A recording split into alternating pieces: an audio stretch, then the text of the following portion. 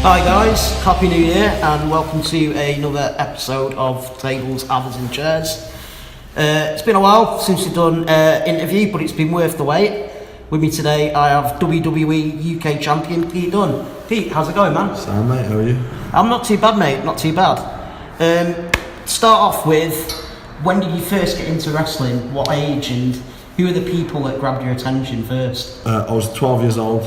I went to a local indie show in Birmingham. There was about 10 people there, including me. And then I just asked around about training and what had got me into wrestling. I mean, everyone's a fan as a kid, isn't they? But eventually I found the wrestling channel. So I found AJ Styles, Loki, you know, all these people that went on to be huge stars, but they're wrestling in sports halls and stuff. So that was my influence more so than the bigger companies like WWE. Cool. Take it that you started wrestling from a very, very early age. Yeah, like I say, I was 12 years old. I was on shows at maybe just turning 13. So was that backyarding? No, as professional as a 12-year-old can be. Really? I did do a bit of like backyardy stuff as well alongside, but that was the real deal. So when did you make your debut then? What age? Either like 12 or like just 13. And where was that? That was in a field in Coventry. Brilliant. Holbrooks Festival. What was your name? What were you wrestling under? Tiger Kid. Tiger Kid. Tiger Kid, had a little mask on and everything. Thinking people wouldn't know my age, but... So that's how you got around it, basically? Yeah. Well, I mean, everyone blatantly knew anyway. When was your first, like, proper training? Like I say, I just went to that indie show. It was called MPW. They're based in Coventry, so my parents drove me from where I am about 25-30 minutes to Coventry every Sunday, and so be it, yeah. So, you get your break at 12, you're what, 24 now? Yeah. So you're a 12-year veteran Going at the age to, of 24, that's crazy when you think about it. So weird. 2017 wasn't a bad year for you? No, it was alright, yeah. What was your personal highlight? I can't even. There's just so many things to name. Obviously, the match with Tyler was the simple answer. But like so much of it, I think the best part about it is just doing it with so many peers and friends I've met along the way. Do you know what I mean? It's cool that it's all happened, but I didn't think it would happen with so many people at once. There's always this light at the end of the tunnel that maybe one or two would get to. That 16 of us did it at once, and then over the time, you know, you see guys like Will and New Japan and stuff like that. Just everyone's doing it at once. What do you think that made the explosion happen last year? Because last year, I mean, it started off strong with the WWE UK Tournament, and from there it just seemed to snowball, didn't it? Obviously, the internet's the biggest part of it, isn't it? Do you know what I mean? Like I say, we got 12-year veterans who are 24, do you know what I mean?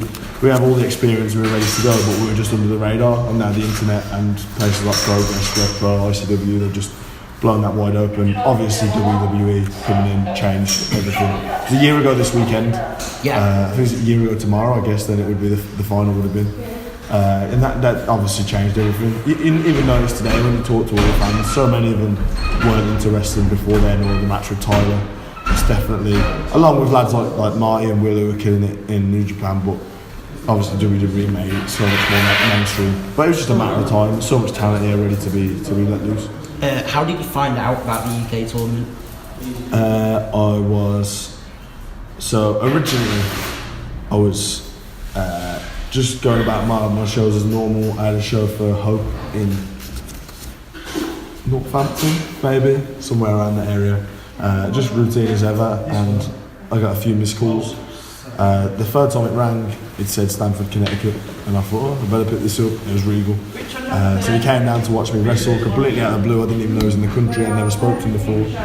Came down to watch me wrestle, said to me, we want to give you a tryout, kind of give me an idea that like they were serious about me. And then switched over to November, which was a couple of months later, when I did the tryout. Me and Tyler actually had a tryout match together, funny enough there, and then it was a whirlwind. A few days after that, we got told that there was some sort of contract in the works. We didn't fully understand what that was. Then we were told there's some sort of UK show in the works. Next thing we know, December, we were at a press conference. January, it all kicks off.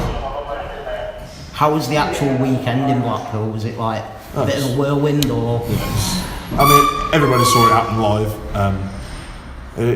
To go from relatively unknown. I'd done PWG, I'd been to Japan, I'd done all that sort of stuff, but it's still such a huge step up. Like, they sell it to you and they say, there's 2 million people that subscribe to the network, there's a potential for 2 million people plus to see you wrestle, and they tell you that, but... Can I just interrupt? You've literally got 2 minutes. No problem. Okay.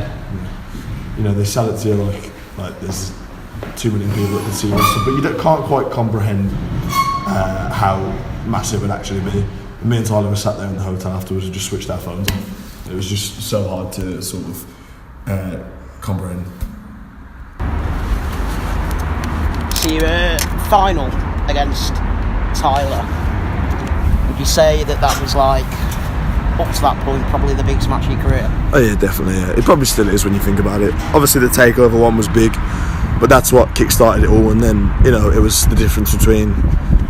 it was literally tens of thousands of followers overnight. Do you know what I mean? It's sort of, but by the time I went to Takeover, it was still a big opportunity. Obviously, it was a huge opportunity, but compared to that initial, come in completely out of the blue. No one knows who you are. No one knows who any of these British talent are, and attempt to create something. Do you know what I mean? There was more pressure on it than just a case of just mine and Tyler's career. It was a chance to create a UK brand, and whether the full-time show is going to happen or isn't going to happen, it doesn't really matter. The title means something now, I think. You got a lot of comparisons to William Regal. How did that feel? Yeah, it's great, obviously, and that's one of my personal highlights, is that little interaction I did. I'm obviously never going to be able to wrestle him now, but at least we got that interaction and we got that, that's enough for me, that's cool. And getting to work with Fit Finlay and being compared to him a lot and working direct with him was brilliant. Obviously he's a massive influence to me, and I think that was one thing we always said about that tournament. What was made us the most proud, it wasn't the reaction from the audience, it wasn't the reaction from peers, it was the reaction from the older generation of British wrestlers, from Finlay to Regal to Brookside was there, Dave Taylor was there, and the pride that they had in it, that okay, British wrestling's back, that was the biggest thing for me. Going back slightly, obviously 2017 was a huge year. It's kind of the coming out party, if you will, of the Bruiserweight character. Uh-huh. How did it take you, not so long, but where did the pieces kind of fall into place to get the character that you currently have? I grew up in wrestling. Do you know what I mean? You see teenagers going through all kinds of funny phases, especially when creating a physique, and it takes a long time as you're physically growing up, let alone trying to just build a physique. And it took that time to get experience and working in all different countries and picking bits and pieces up along the way, doing shows in front of 3 people to doing shows in front of thousands of people. It builds up into something, and then it finally clicks, and you realise it's about branding and marketing yourself. And I finally got to that point after 10-11 years, whatever it was. How much of that character is actually yourself? I've been told for years, do you ever smile, that kind of stuff, and I just have resting bitch face, to be honest. But so aspects of it obviously I'm not a crazed lunatic, do you know what I mean? But I like to react real in the ring. I don't like to I think you can make more of it real than needs to be fake or a production. Do you know what I mean? You'd be surprised what I'm just coming up with on the fly out there. Do you know what I mean? That's my favourite part of wrestling.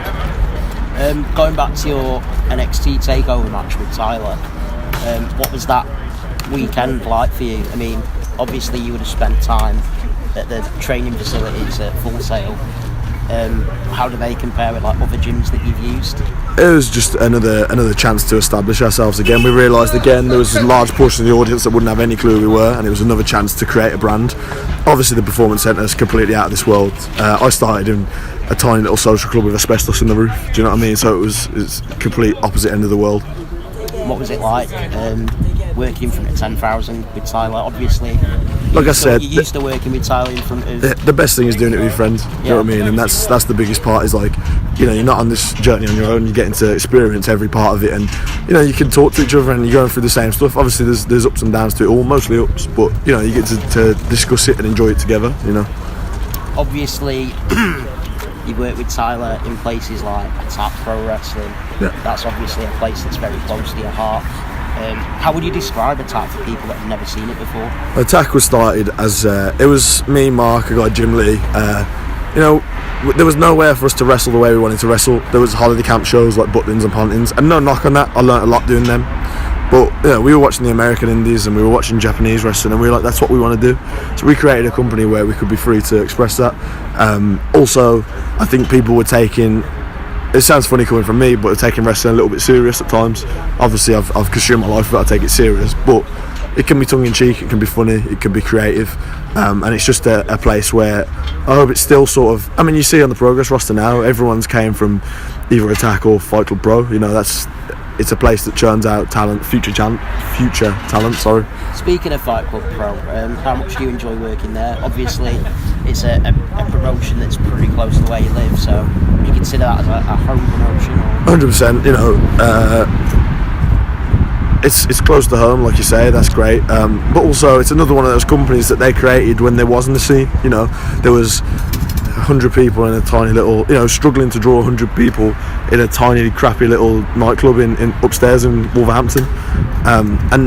They took the risk. They flew in people like Al Generico and Fergal Devitt, Finn Balor, before people were doing that. They were the people who originally said, after the days of FWA and stuff, no, we're going to keep this alive. So it's great to see how far they've grew, and getting to do the 6-man we did with the Elite and stuff like that.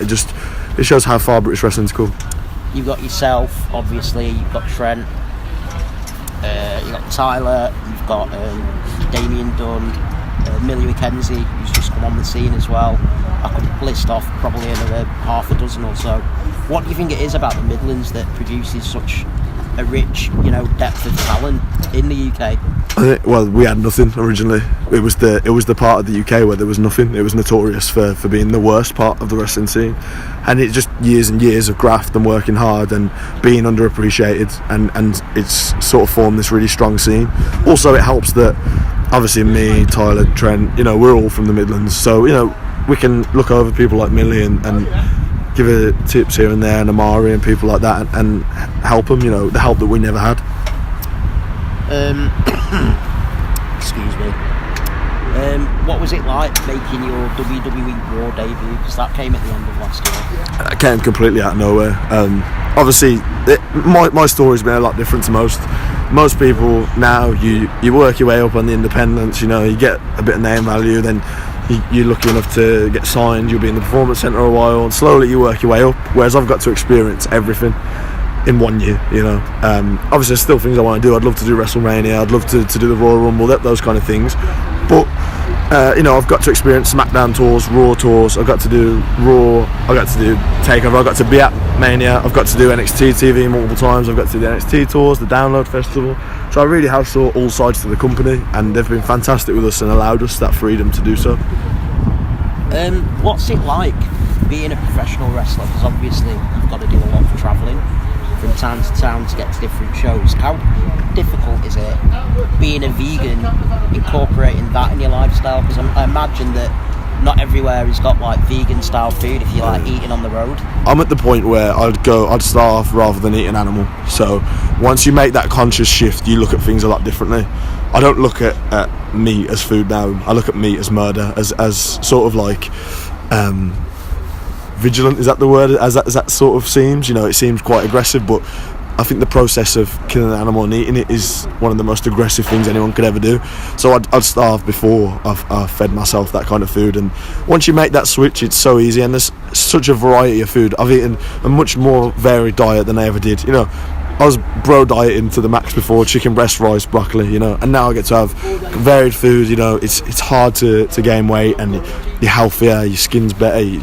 I really am trying to sell it to people. I know people don't want to hear it sometimes, but no, it's good that you're that passionate about it. And I think deep down, a lot of people know that we probably shouldn't do this, and let's face up to it. Chicken isn't. I'll admit, I'm it's an animal. It's not an animal. It's a meat. I'll freely admit that. Yeah.